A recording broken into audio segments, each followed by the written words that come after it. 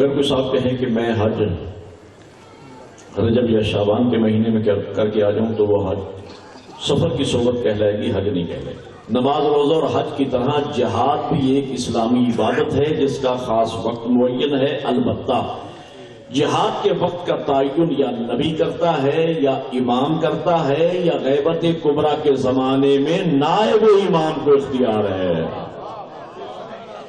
اب آخری نوجوان تک میں آپ سے توجہ کا طالب ہوں اس جملے پر، اور ذوق سماعت کا مجھے تھوڑا امتحان لینا ہے کہ آپ مجلس سننے کے لیے آمادہ ہیں تو میں موضوع کو مسلسل رکھوں گا۔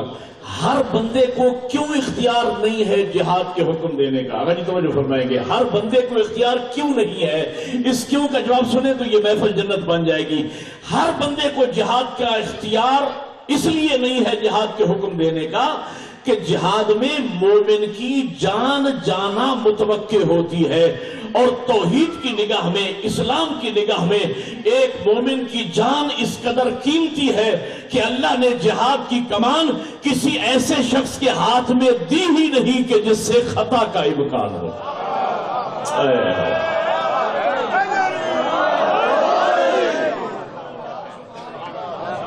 ایک نعرہ مل کے لگائے میرے مولا امیر کے نام، ہر بندہ بولے مل کے بلند آواز سے حیدری،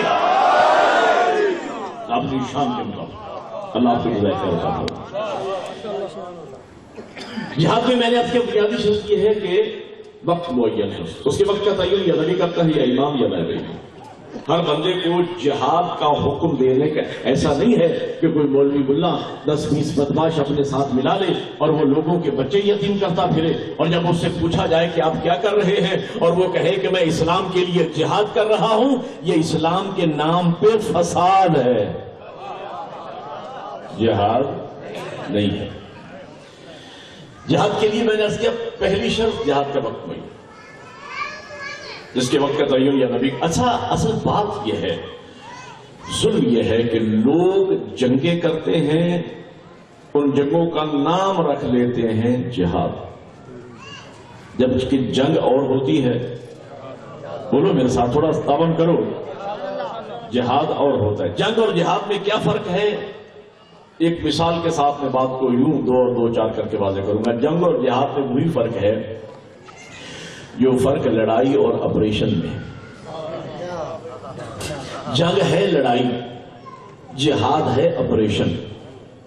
لڑائیوں کے فیصلے گلیوں اور فٹ پاتھوں پہ ہوتے ہیں، آپریشن کا فیصلہ آپریشن تھیٹر میں ہوتا ہے۔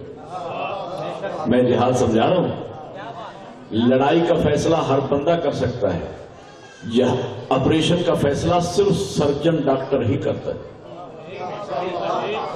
یہاں فرض کیجئے 500 1000 آدمی بیٹھا ہو اور یہاں کوئی مریض لایا جائے اور 2000 بندہ مل کر کہہ دے کہ اس کا آپریشن ہونا چاہیے، اس بچے کا، اور آج ہونا چاہیے، اور اس مجمع میں ایک سرجن ڈاکٹر بیٹھا ہو جسے آپ جانتے ہیں کہ ڈیرہ غازی خان کا سرجن ڈاکٹر ہیں، وہ اکیلا سرجن ڈاکٹر اٹھ کے کہے کہ نہیں آج اس کا آپریشن نہیں ہوگا، 6 مہینے کے بعد ہوگا۔ بات سمجھنا، جنہیں سمجھ آئے صرف وہ بولے میرے ساتھ، آج نہیں ہوگا 6 مہینے کے بعد ہوگا، تو بات 2000 بندے کی نہیں مانی جائے گی۔ نہیں توجہ نہیں فرما رہے آپ، 2000 بڑے دنوں کے بعد ملاقات ہوئی ہے، تھوڑا سا مزاج ملا ہے تو میں آپ کو مجلس سناؤں۔ 2000 بندے کی بات نہیں مانی جائے گی، اکیلے ڈاکٹر کی مانی جائے گی، تو پتہ یہ چلا اسلام کے اکثر احکامات میں اجماع کی کوئی حیثیت نہیں، قول معصوم حجت ہے۔ اب مل کے بولو حیدری۔ بڑی مہربانی، اللہ آپ کو جزائے خیر عطا فرمائے۔ اب آپ نے ایک طالب علم کی حوصلہ افزائی فرمائی ہے، اجماع کی کوئی حیثیت نہیں، قول معصوم حجت ہے۔ جہاد جنگ ہے لڑائی، جہاد ہے آپریشن۔ لڑائی میں اسلحہ بے دریغ چلتا ہے، جو سامنے آ گیا اسے کاٹ دیا، لیکن آپریشن میں سرجن ڈاکٹر اوزار کو انچوں کے حساب سے استعمال کرتا ہے۔ سر اٹھانا میں آپ کے کلمہ بھی ضائع نہیں کرنے چلا۔ جس عضو میں جان باقی رہ سکتی ہے سرجن ڈاکٹر کی کوشش ہوتی ہے اسے بچا لے۔ نہیں سمجھا؟ جنگ